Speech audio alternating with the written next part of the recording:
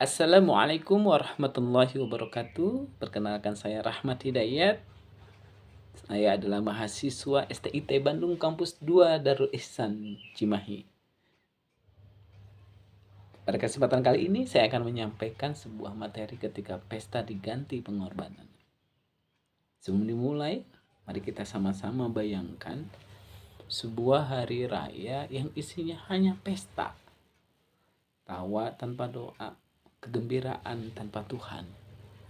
Itulah perayaan manusia sebelum datangnya Islam di Madinah. Namun Allah tidak membiarkan kegembiraan itu kosong.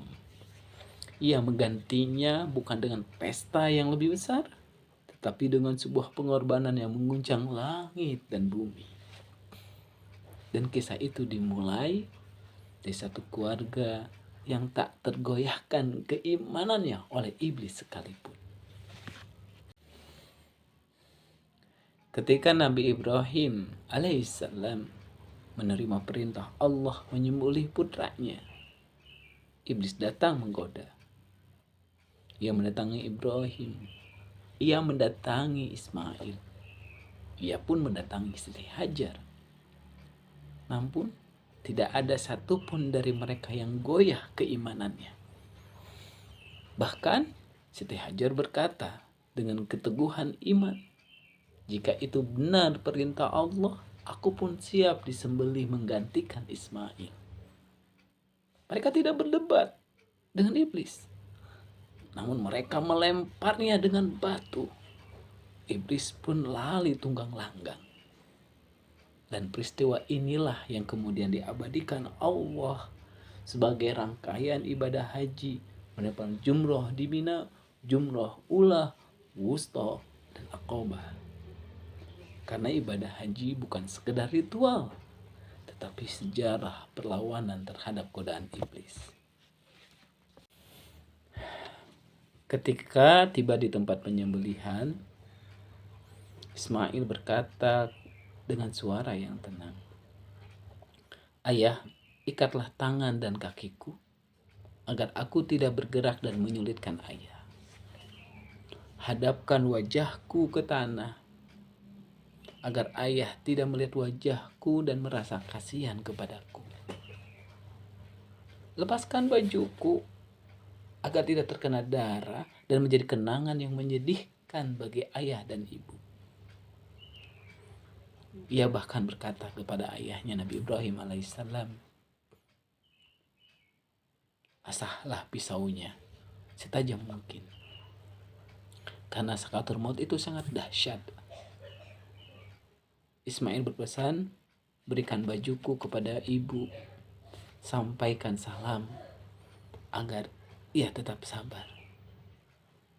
Jangan ceritakan bagaimana ayah mengikat tanganku." Nabi Ibrahim menjawab dengan suara bergetar, "Wahai anakku, Allah akan menolongmu." Pisau diletakkan di leher Ismail. Ibrahim menekannya kuat-kuat, namun pisau itu tidak melukai sedikit pun. Langit dan bumi terdiam, para malaikat bersujud takjub menyaksikan keduanya. Ismail berkata, "Ayah, lepaskan ikatanku, agar Allah melihat aku taat bukan terpaksa." Ibrahim pun menuruti. Pisau ditekan lagi, namun berbalik arah. Ketika pisau digunakan untuk membelah batu, batu itu terbelah dua. Ibrahim berkata, "Wahai pisau, mengapa engkau mampu membelah batu namun tidak memotong leher anakku?" Dengan izin Allah, pisau menjawab, "Engkau memerintahkanku untuk memotong, tetapi Allah memerintahkanku untuk tidak memotong leher Ismail anakmu." Saat itulah Allah memerintahkan Jibril menurunkan seekor kibas dari surga. Allah meridhoi Ibrahim dan Ismail, dan pengorbanan itu diganti. Berabad-abad kemudian, Nabi Muhammad SAW datang ke Madinah dan mendapati manusia merayakan Aidul Nairus, Aidul Mahrojan, pesta tanpa makna, maka Allah menggantinya dengan Idul Adha. Hari raya bukan pesta. Hari raya adalah sebuah ketundukan kepada sang pemilik langit dan bumi. Dari iblis yang dirempar hingga hewan yang disembelih, semuanya mengajarkan satu hal: kebahagiaan sejati lahir dari ketaatan. Sebagai penutup, Idul Adha bukan tentang darah dan daging, tetapi tentang hati yang rela taat kepada Allah Subhanahu wa taala.